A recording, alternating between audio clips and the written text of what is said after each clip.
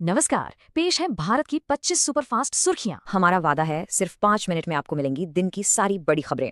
तो चलिए शुरू करते हैं। शुरुआत करते हैं देश और राजनीति की बड़ी खबरें। चुनाव को लेकर माहौल गर्मा रहा है। चुनाव आयोग ने पश्चिम बंगाल के चीफ सेक्रेटरी को बुलाया है। वजह, दागी अफसरों को चुनावी ड्यूटी से न हटाना। और एक बड़ा फैसला, सुप्रीम कोर्ट ने दिल्ली और एनसीआर के सभी आवारा कुत्तों को फॉरेन शेल्टर होम्स में भेजने का आदेश दिया है। अब दो बड़ी खबरें जवाबदेही पर। पहली, फ्लाइट डाइवर्जन को लेकर सांसदों ने एयर इंडिया पर विशेषाधिकार हनन का आरोप लगाया है। और दूसरी, सुप्रीम कोर्ट ने केंद्र सरकार से पूछा है कि क्या SC/ST रिजर्वेशन में इनकम का क्राइटेरिया लगाया जा सकता है। राज्यों से भी खबरें तेज हैं। ओडिशा में महिलाओं से जुड़ी शिकायतों पर तुरंत एक्शन लेने के निर्देश दिए गए हैं। वहीं आंध्र प्रदेश में एक लोकल बाय इलेक्शन के दौरान YSRCP के सांसद को हिरासत में ले लिया गया। अब एक नज़र एक बड़े मामले पर। जस्टिस यशवंत वर्मा पर कैश में लेन देन के आरोप लगे हैं। इसके बाद लोकसभा स्पीकर ने 3 सदस्यों का एक जांच पैनल बना दिया है और अब इन्वेस्टिगेशन ऑफिशियली शुरू हो गई। कुछ दुखद खबरें भी हैं। झारखंड में एक पुलिस एनकाउंटर में एक व्यक्ति की मौत हो गई, जिस पर परिवार ने प्लान्ड मर्डर का आरोप लगाया है।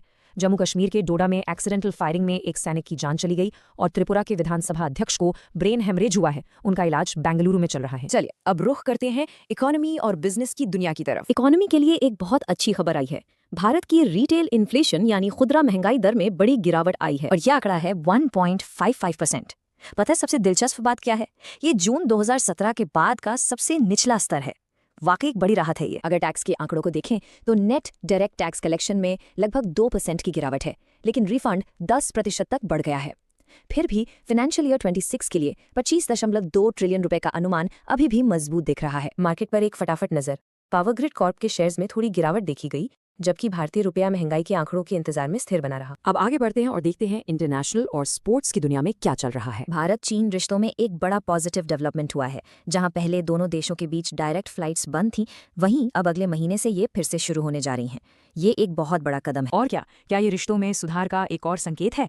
चीन ने भारत को यूरिया के एक्सपोर्ट पर लगे बैन में भी ढील देती है। स्पोर्ट्स से एक बड़ी उम्मीद जगी है। भारत ने 2030 के कॉमनवेल्थ गेम्स की मेजबानी के लिए अहमदाबाद का नाम आगे बढ़ाया है। प्रपोजल जमा करने की आखिरी तारीख 31 अगस्त है। और चेंगडू में चल रहे 2025 वर्ल्ड गेम्स से गुड न्यूज, भारत ने अब तक 2 मेडल अपने नाम कर लिए हैं, एक सिल्वर और एक ब्रॉन्ज। और अब दिन की कुछ और जरूरी खबरें, बिल्कुल रैपिड फायर स्टाइल। उत्तराखंड से एक बेहद चिंताजनक अपडेट है। उत्तरकाशी में जो भयानक बाढ़ आई थी, उसके बाद से 43 लोग अभी भी लापता हैं।